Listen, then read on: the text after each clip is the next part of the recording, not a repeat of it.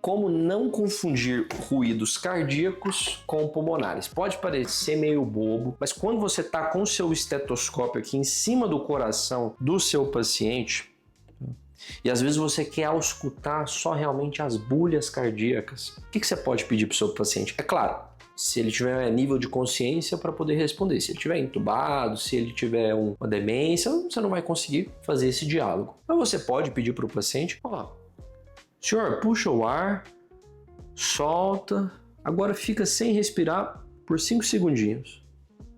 E você vai e ausculta. Pode parecer bobo o que eu estou falando aqui para você, mas essa pequena pausa de apneia faz com que você tenha mais clareza no som cardíaco e mais direcionamento. É claro que você não vai pedir para o paciente fazer uma apneia aí de mergulhador. 5 segundinhos, 6 segundinhos, só para você poder ouvir as bulhas cardíacas.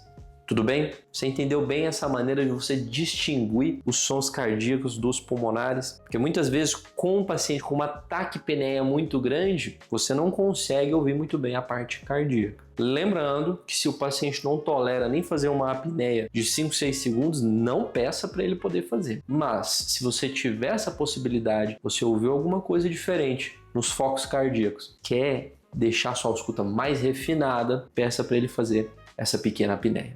Combinado? Se você quer mais conteúdos assim, semiologia na prática e aprendizados que vão ser para a sua vida, para a sua jornada médica, clica 2 vezes na tela, segue esse perfil.